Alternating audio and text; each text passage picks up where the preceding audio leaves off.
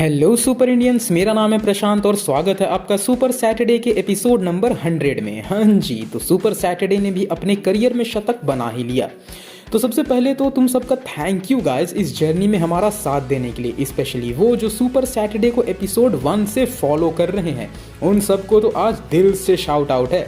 You guys are the real heroes. By the way, shout out से याद आया, हमारे गेमिंग सेगमेंट का नाम हाँ तो उसे भी हमने चुन लिया है और वो हम अपने गेमिंग सेगमेंट के आते ही बता देंगे। तो जानने के लिए एंड तक जरूर देखना। और इस वीक भी कई सारे न्यूज़ हैं, तो बिना किसी देरी के चलिए शुरू करते हैं। और हर बार की तरह इस बार भी हम शुरू करेंगे मार्वल के अपडेट से। तो सबसे पहले शुरू करते हैं इस वीक की सबसे अच्छी न्यूज़ से, और ये न्यूज़ भी है डेडपूल 3 मूवी से, जहां एक्टर रायन रेनॉल्ड्स ने ट्वीट करी खुद के कॉस्ट्यूम की एक फोटो, वो भी लोअर पार्ट का। ऑफ कोर्स डेडपूल ह्यूमर है भैया।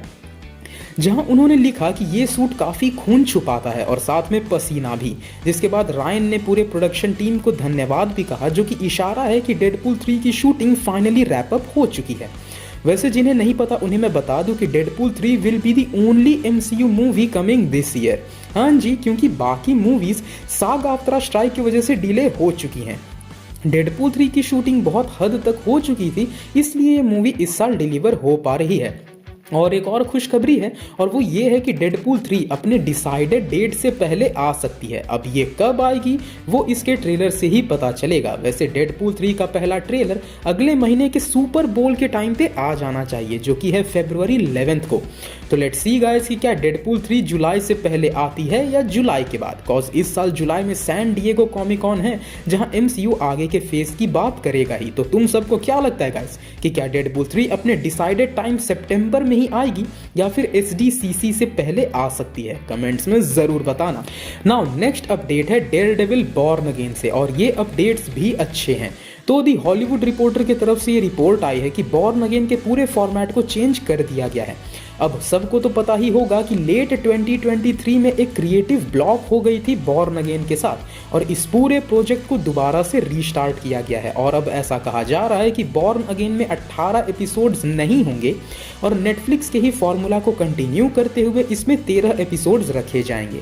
हाँ जी, यानी कि बॉर्न अगेन के लेंथ को घटाया जा रहा है। बट हमारा मानना है कि 13 एपिसोड्स वाला फॉर्मूला भी वाकई अच्छा है।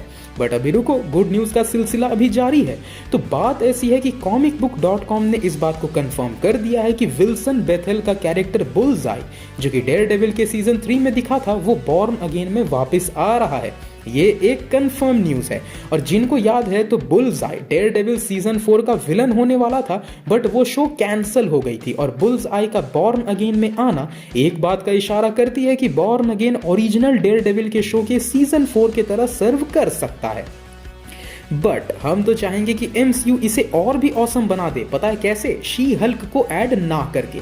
बट जोक्स असाइड, बुल्सआई का रिटर्न तो कंफर्म है, बट इस कैरेक्टर का रोल क्या होगा बॉर्न अगेन के प्लॉट में, वो अभी कंफर्म नहीं किया गया है। नाउ नेक्स्ट बड़ी अपडेट है थंडरबोल्ट्स मूवी से, वो भी सेंट्री के रोल के लिए। तो हमने कुछ वीक्स पहले बताया था कि सेंट्री के रोल के लिए पहले वॉकिंग डेड के एक्टर स्टीवन यून को लिया गया था, बट डेट्स इशू की वजह से वो प्रोजेक्ट को छोड़ चुके हैं। एंड अब दी हॉलीवुड रिपोर्टर की तरफ से रिपोर्ट्स आ रही है कि MCU टॉप गन मेवरिक में दिख चुके एक्टर लेविस पुलमैन को लाना चाह रहा है सेंट्री के लिए। अब ये रिपोर्ट मार्वल की तरफ से तो कंफर्म नहीं करी गई है, बट डिनाई भी नहीं किया गया है। वैसे थंडरबोल्ट्स मूवी की शूटिंग बस इसी एक कास्टिंग लफड़े की वजह से रुकी हुई है, वरना इस मूवी की शूटिंग अब तक शुरू हो जानी चाहिए थी। तो देखते हैं कि क्या लेविस सेंट्री के रोल के लिए वापस आ सकते हैं या नहीं। वैसे तुम सबकी पसंद क्या रहेगी सेंट्री के रोल के लिए, कमेंट्स में ज़रूर बताना। वैसे थंडरबोल्ट्स मूवी से एक और अपडेट है जो कि एक अच्छी अपडेट है। तो सेबेस्टियन स्टैन ने ही ये बताया है कि अगले महीने फरवरी से थंडरबोल्ट्स मूवी की शूटिंग शुरू हो जाएगी, जो कि साफ इशारा है कि ये सेंट्री की कास्टिंग या तो बहुत जल्दी फाइनलाइज कर दी जाएगी या मोस्ट प्रोबेबली ये कास्टिंग हो भी चुकी है। तो थंडरबोल्ट्स की मूवी बस एक्शन पैक्ड बना दी जाए तो मज़ा आ जाएगा। नाउ हमारी next update what if season 3 से रिलेटेड है। हाँ जी, तो व्हाट इफ के सीजन 3 से कुछ नए इमेजेस शेयर किए गए हैं जो आप सब अपने स्क्रीन पर देख सकते हो। वैसे इन तस्वीरों को देखकर कहा जा सकता है कि अगले सीजन में सैम विल्सन और मारिया रैम्बो का अच्छा खासा रोल होने वाला है। अब इस छोटे से टीजर में हम सब विंटर सोल्जर और रेड गार्डियन को साथ में देख सकते हैं और एक captain America Gundam style suit भी देखने को मिला है। तो सीजन 3 एक्चुअली में काफी क्रेजी सा हो सकता है। वैसे सीजन 2 के मिक्स्ड पब्लिक रिएक्शन के बाद सीजन 3 को एक्चुअली में बहुत बेहतर परफॉर्म करना होगा, तभी कोई बात बन पाएगी। नाउ हमारी अगली अपडेट ऑस्कर्स और अकेडमी अवार्ड नॉमिनेशन से है। तो अकेडमी अवार्ड के बेस्ट एनिमेटेड फीचर फिल्म के कैटेगरी के नॉमिनेशन सामने रखे गए हैं, जिसमें Spiderman across the Spider-Verse movie select हो गई है। इस कैटेगरी में बस 5 फिल्में हैं, जिनमें है elemental, the boy and the heroine, nimona, robot dreams और अक्रॉस द स्पाइडरवर्स। तो अब देखना दिलचस्प होगा कि क्या अक्रॉस द स्पाइडरवर्स सच में ऑस्कर जीत पाएगी या नहीं। वहीं एमसीयू से एक नॉमिनेशन इस बार आई है, वो भी बेस्ट विजुअल इफेक्ट्स के कैटेगरी में, और वो मूवी है none other than James Gunn की Guardians of the Galaxy volume 3, जिसपे हम सब अग्री करेंगे कि वॉल्यूम 3 डिजर्विंग कैंडिडेट है इस कैटेगरी में। बट 2 चीजें एमसीयू का खेल बिगाड़ सकती है। पहली ये कि एमसीयू आज तक बेस्ट विजुअल इफेक्ट्स की कैटेगरी में कोई ऑस्कर नहीं जीत पाया है, और दूसरा लफड़ा है कि इस साल इस कैटेगरी में द क्रिएटर और गॉडजिला -1 जैसी बहुत ही तगड़ी मूवीज हैं। तो इस बार मुकाबला बहुत बवाल होने वाला है वीएफएक्स कैटेगरी में। वैसे तुम सबका क्या मानना है गाइस, क्या इस बार मार्वल बाजी मार पाएगा या नहीं, कमेंट्स में जरूर बताना। अब अगली न्यूज एक्चुअली गजब की बेइज्जती है एमसीयू के लिए। हाँ जी, एक्चुअली ऐसा पहली बार हुआ है कि एमसीयू के किसी मूवी को रैजी अवार्ड के लिए नॉमिनेशन मिल गई है। एक्चुअली ये गोल्डन रास्पबेरी अवार्ड है, जिसे रैजी अवार्ड भी कहा जाता है, जहां गंदी मूवीज को उसके कितने गंदे होने पे अवार्ड दी जाती है। एंड इसमें एमसीयू की एक मूवी 3 कैटेगरीज में नॉमिनेट हो चुकी है, और वो मूवी है Ant-Man and the wasp Quantumania. और जो 3 कैटेगरीज हैं जिसमें क्वांटुमेनिया नॉमिनेट हुई है, वो जरा सुनना। पहली कैटेगरी है worst prequel, remake, rip off और सीक्वल का। दूसरी है वर्स्ट सपोर्टिंग एक्टर्स, जिसमें क्वांटुमेनिया से माइकल डगलस और बिल मरे को नॉमिनेट किया गया है। और तीसरी है वर्स्ट डायरेक्टर, जिसमें क्वांटुमेनिया के डायरेक्टर पेटन रीड को नॉमिनेट किया गया है। तो तीनों ही कैटेगरीज में क्वांटुमेनिया नॉमिनेट हुई है। वाह जी, एक्चुअली में क्वांटुमेनिया बहुत बुरी मूवी थी, जिस पे मैंने डिटेल में बात करी भी थी अपने एक वीडियो में कि मूवी के साथ क्या क्या गड़बड़ियां थी। बट उस वक्त मेरी बात कई सारे लोगों को खल गई थी और वो बकायदा चिढ़ गए थे। हैं जी, अब कहाँ गए वो लोग। पर कोई ना, तुम सबको क्वांटुमेनिया कैसी लगी थी कमेंट्स में ज़रूर बताना। और हमारी फाइनल मार्वल अपडेट है मैडम वेब मूवी से, जहां मूवी की पूरी कास्ट की पोस्टर रिलीज करी गई है, और इस बार सिडनी स्वीनी को अपना खुद का पोस्टर भी मिल गया, और इन पोस्टर्स को आप अपने स्क्रीन पर देख सकते हो। वैसे ये मूवी पूरी की पूरी फीमेल लीड है, और साथ में मूवी के विलन का भी कैरेक्टर पोस्टर रिलीज हुआ है। वैसे इस मूवी की हाइप कैसी लग रही है गाइस तुम लोगों को, अपने हिसाब से कमेंट में जरूर बताना। तो बहुत हुए मार्वल के अपडेट्स, अब चलते हैं सीधा डीसी के अपडेट्स की तरफ। तो सबसे पहली न्यूज़ ही गजब की है। ऐसे तो हम जानते हैं कि एक्वामैन 2 बॉक्स ऑफिस पर कमर्शियली पिट चुकी है, बट स्टिल क्या तुम जानते हो कि एक्वामैन 2 पूरे डीसीईयू की अब तक की सबसे सक्सेसफुल सीक्वल मूवी बन चुकी है। हाँ जी, एक्वामैन 2 की डोमेस्टिक अर्निंग $115 मिलियन रही, जो कि किसी भी डीसीईयू सीक्वल से सबसे ज्यादा है, which makes Aquaman 2 the most successful sequel movie of DCEU. तो पिटते हुए भी ये मूवी एक रिकॉर्ड बना गई। तो cheers to James Wan. Now अगली अपडेट सुपरमैन लीगेसी से है। तो जैसा कि अब अनाउंस ही कर दिया गया है कि निकोलस हाउल्ट जो है वो डीसीयू में लेक्स लूथर का रोल प्ले करने वाले हैं, तो सनडांस फिल्म फेस्टिवल में डीसीईयू के लेक्स लूथर यानी कि जेस आइजनबर्ग ने निकोलस के लिए एक सलाह दिया। जेस ने कहा कि वो तो बिल्कुल भी मत करना जो मैंने किया। हाँ जी, अब जेस पता नहीं किस बात को लेकर खुद के लेक्स लूथर के पोर्ट्रेयल से नाराज हैं, बट वो चाहते हैं कि निकोलस अपने वाले में कुछ अपनापन लाएं, जो कि एक बहुत अच्छी हिदायत है एक एक्टर के तरफ से दूसरे एक्टर के लिए। और हम जानते हैं कि निकोलस कितने अच्छे एक्टर हैं। तो लेट्स सी कि लीगेसी में नया लेक्स कैसा होने वाला है। क्या वो एक scientific genius turned into villain ट्रोप वाला होगा, या जेस के लेक्स की तरह एक फिलोसॉफिकल कैरेक्टर होगा। वैसे पर्सनली मुझे जेस का लेक्स भी बहुत पसंद आया था, बट नाउ लेट्स सी कि क्या होता है। अगली खबर है कि अभी कुछ वक्त पहले एक इमेज वायरल हो रही थी, जिसमें सुपरमैन लीगेसी के एक्टर डेविड कॉरनस्वेट सुपरमैन कॉस्ट्यूम में नजर आ रहे थे। अब इस पिक के लेजिटिमेसी को लेकर किसी ने जेम्स गन से ही पूछ लिया कि क्या ये पिक्चर्स ऑथेंटिक हैं या नहीं। इस पे खुद जेम्स गन ने रिप्लाई देते हुए कहा कि नहीं, ये सारे पिक्चर्स फेक हैं, कॉज डेविड की जो एकमात्र फोटो है जिसमें वो सुपरमैन के कॉस्ट्यूम में है वो सिर्फ और सिर्फ जेम्स गन के फोन में है। वैसे ये सुनने में काफ़ी अजीब है, बट कोई ना, सबकी अपनी चॉइस है भाई। हाँ, हमारी अगली अपडेट डीसी एल्सवर्ल्ड से रिलेटेड है। तो अभी हाल ही में जेम्स गन ने कंफर्म कर दिया है कि जे अब्राम्स वाली सुपरमैन मूवी कैंसिल नहीं हुई है। हाँ जी, डीसी ईयू के इतने हार्ड रिबूट के बाद भी जे अब्राम्स और ता-नहीसी कोट्स वाली सुपरमैन मूवी अभी भी बन रही है। बट गजब की बात यह है कि इस मूवी से पहले ही जे अब्राम्स डीसी ईयू और वार्नर ब्रोस दोनों को ही बहुत बड़ा चूना लगा चुके हैं एंड स्टिल ये मूवी सर्वाइव कर रही है। बट में यह बहुत बड़ी बात है। नाउ अब तो यह देखना होगा कि जेम्स गन ने खुद कहा था कि वो एल्सवर्ल्ड को ओपन रखेंगे तगड़े डायरेक्टर्स और ऑसम स्टोरी लाइंस के लिए जहां पे क्रिएटिविटी के साथ काम किया जा सके।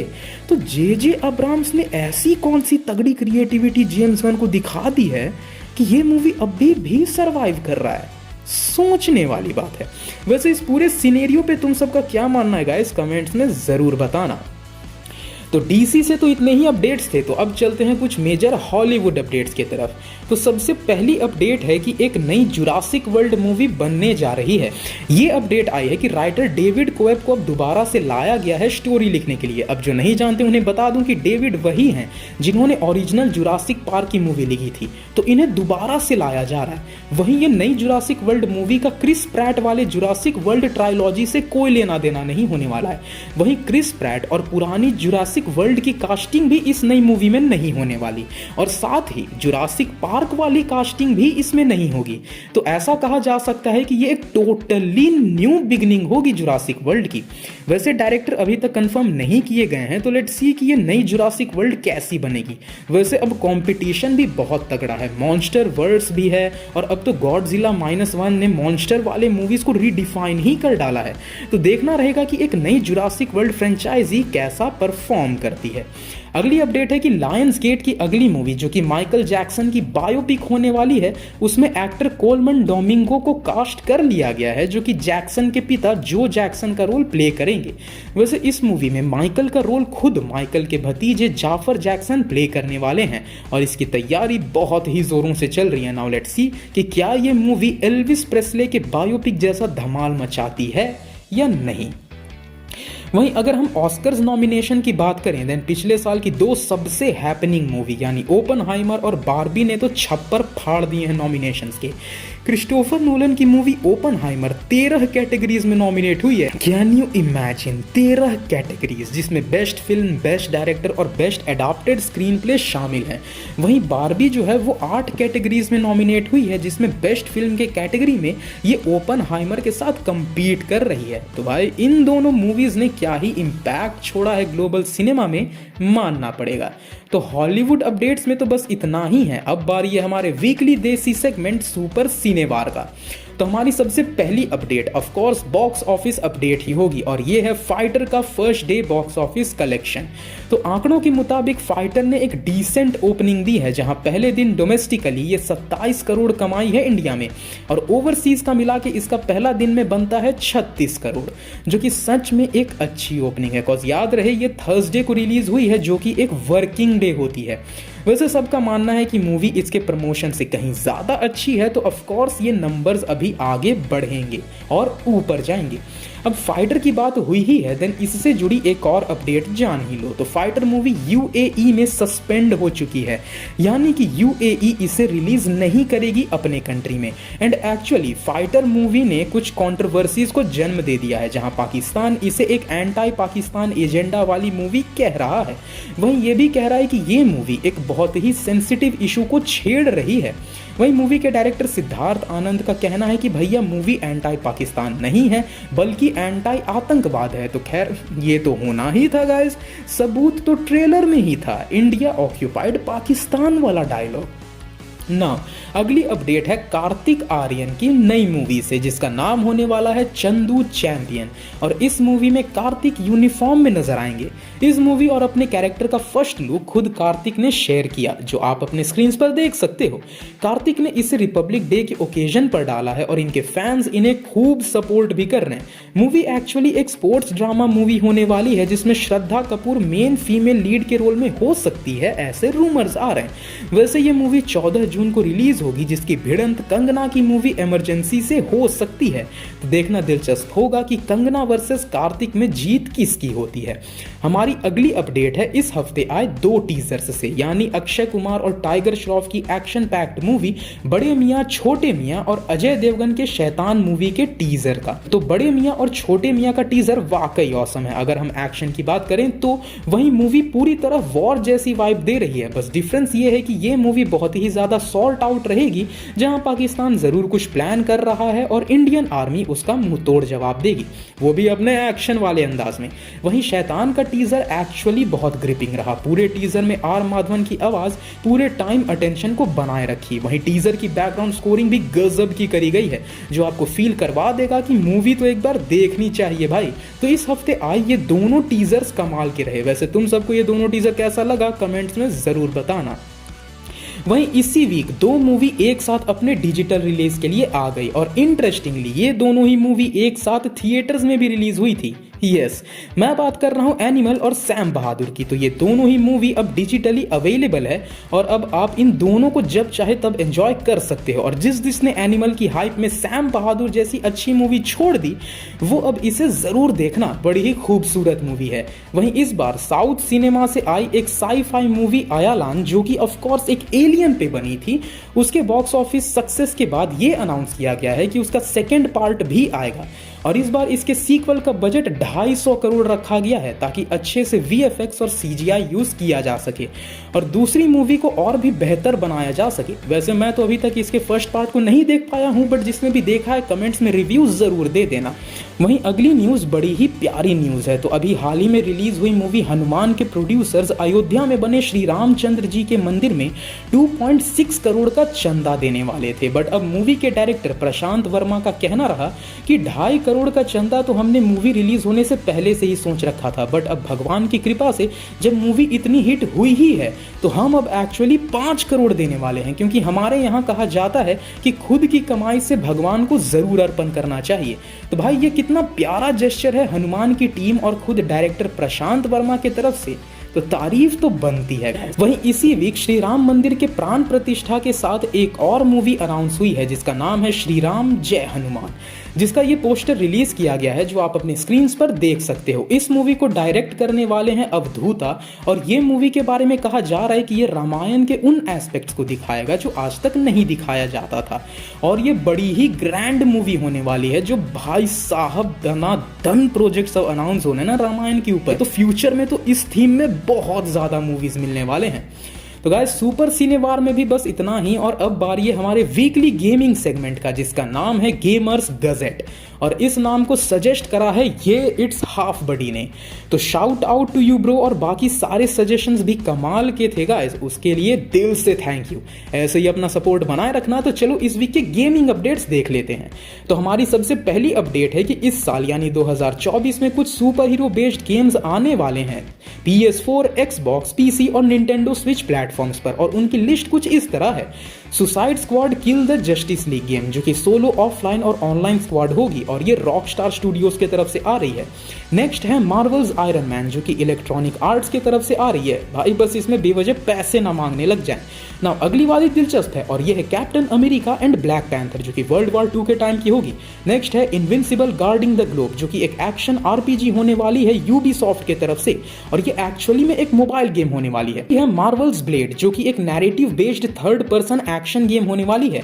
उसके बाद है मार्वल्स वुल्वरीन। अब इस गेम को लेकर बहुत समय से हाइप है, और हो भी क्यों ना, ये खुद इंसोमनियाक स्टूडियो की तरफ से आ रही है, जो कि डार्क और काफी ज्यादा वॉयलेंट होने वाली है। वहीं आखिरी 2 गेम्स है ब्लैक पैंथर और वंडर वुमन की गेम्स। तो सुपर हीरो जॉनरा भी गेमिंग इंडस्ट्री में धूम मचाने वाला है गाइस। वैसे ये कैटेगरी पहले भी बहुत फेमस रही है, और अभी हाल ही के सालों में स्पाइडरमैन PS4 ने तो उस हाइप को दोबारा से जिंदा कर दिया है।